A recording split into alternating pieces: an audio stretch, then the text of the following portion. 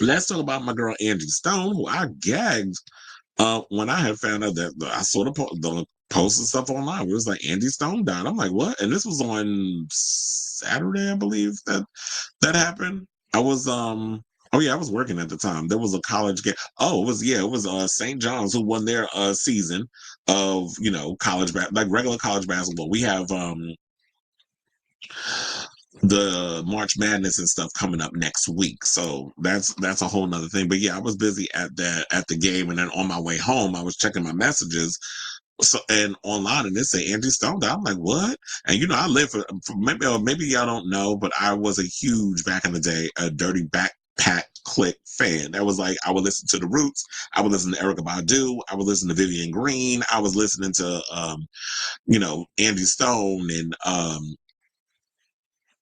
my God, that's what Jill Scott. Like I was listening to a lot of that music back in the day. So I was very much in deep with listening to a lot of that music back in the day. And I was living for a lot of Angie Stone's music. Even when she did they did remixes of her songs, like house remixes, like you had Hex Hector and Thunderpuss, they would go and do remixes for the gay clubs for a lot of her music. And the voice was everything. And I did see that Hex Hector did put out a post on his social media where he was like, it was very rare because he had her come in and re-record her vocals on a remix that he was working on. And he said she did it in one take. And he said, yeah, that's rare. Like a lot of people don't do it in one take, but Angie had one of those voices that is just iconic. And my song, Our Sunshine Has Come, and I'm all cried out, 'cause there's no more rain in this cloud. My sunshine has come, my sunshine. I said, yes, bitch, that was my song. And then come to find out, like, she wrote a lot of songs for D'Angelo, who's her baby father, by the way. And I live for I Want Some of Your Brown Sugar. And that was my song too. I live for D'Angelo. I forgot to add him to the damn docket. So yeah, besides How Does It Feel, I was a big D'Angelo fan too. And yeah, they have a child together. But anyway, she was 63 years old.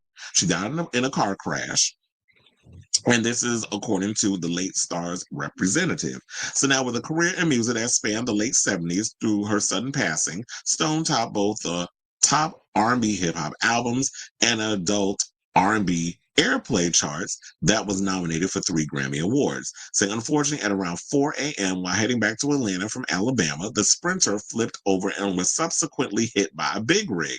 Thankfully, all survived except for Angie. This is according to Walter Millsap, president of Conjunction Entertainment, said in a statement obtained by Billboard Saturday afternoon. Now, Stone was on the lineup for the Mardi Gras Association Grand Marshal Ball in Mobile, Alabama on Friday, February 28th, saying, "My mommy's gone," former Lady Diamond, Angie's daughter, with Rodney Stone, wrote in a Facebook post on Saturday. Stone is also survived by her son with singer Michael D'Angelo Archer II, who goes by the stage name Swavo Twain. And then he also said, born Angela Laverne Brown on December 18, 1961 in Columbia, South Carolina, Stone's career in music began with female rap trio The Sequence, known for their single Funk You Up that reached number 15 on the Billboard Hot R&B Hip Hop Songs chart in 1980.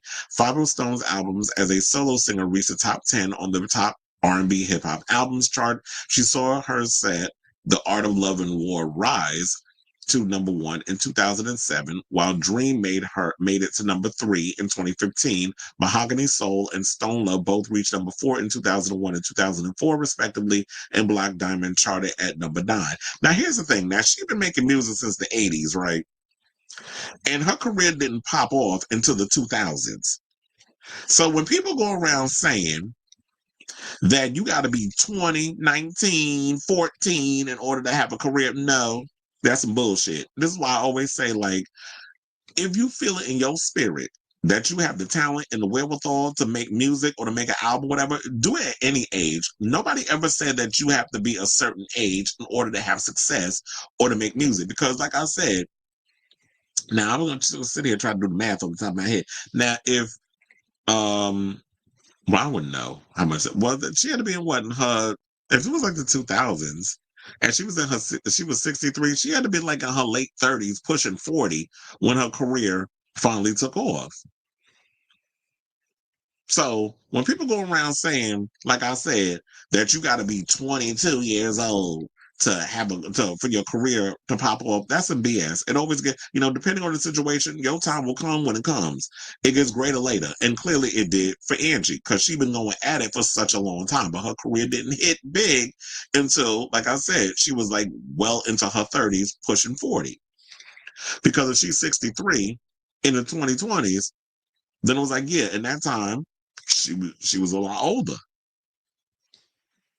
Now they said Stone has 6 top 10 hits on the adult R&B airplay chart, including 2 number ones: "No More Rain in This Cloud," which came out in '99, "Baby" in 2007, and 4 other top 10s were "I Wish I Didn't Miss You," which is a cover, "Brother," "Black Brother," "Brown Brother." I did love that song too, and "More Than a Woman." I love that song too. That came out number 4 in 2002, and "Sometimes," which hit number 7 in 2008. Now, "No More Rain in This Cloud" also reached the top 10 on the Hot R&B Hip Hop Songs chart, on which it peaked at number 9 in 2000. Saying though Stone never won a Grammy, see, now, didn't we talk about that earlier? That people, just because you won a Grammy don't necessarily mean that should be the level of success, because she was iconic and she was definitely a force to be reckoned with in the music business.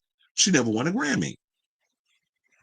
She did receive nods for Best R&B Performance by a Duo Group with Vocals for "More Than a Woman" with Joe in 2003, Best Female R&B Vocal Performance for U-Haul in 2004, and Best R&B Performance by a Duo Group with Vocals for "Baby" with Betty Wright.